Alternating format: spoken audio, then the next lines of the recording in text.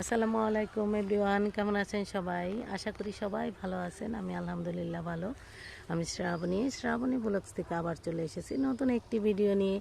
আজকে নিয়ে এসেছি কলা। দেখুন গাছে কিভাবে কলা ধরে থাকে। অনেকেই কলা খেয়ে থাকবেন, সবাই আমরা কম বেশি কলা খেয়ে থাকি, কিন্তু অনেকেই কিন্তু যারা শহরে থাকি তারা গাছে যে এইভাবে কলা ধরে থাকে এটা সম্বন্ধে আমরা জানি না। কলার নিচে কিন্তু একটা মোচাও থাকে। এই যে দেখুন, এই হচ্ছে কলা গাছটা। আপনাদের মোচাওয়ালা একটা কলা আমি দেখাচ্ছি।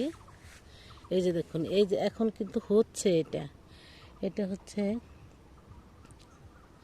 এটা মনে হয় কাঁচকলা। এই যে দেখুন, এইভাবে হয় কলা।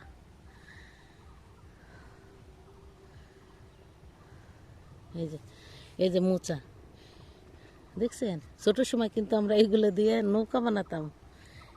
কে কে এই ধরনের কাজ করেছেন কমেন্টসে লিখবেন।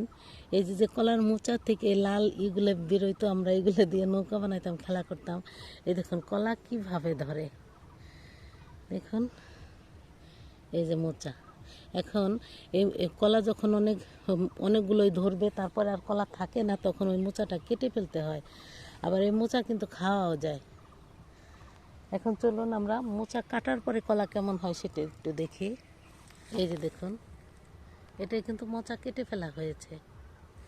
এই হচ্ছে গাছটা। এই যে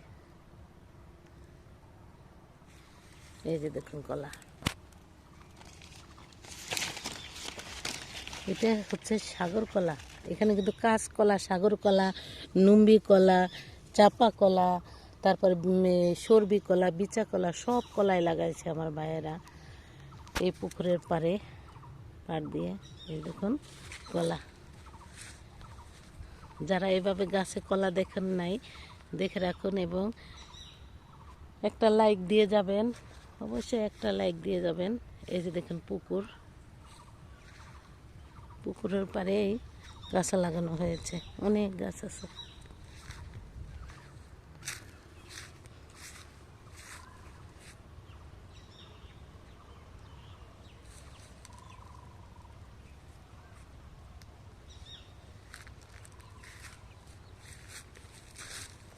সবাই ভালো থাকবেন, সুস্থ থাকবেন, শ্রাবণী ব্লগসের সঙ্গে থাকবেন। আসসালামু আলাইকুম।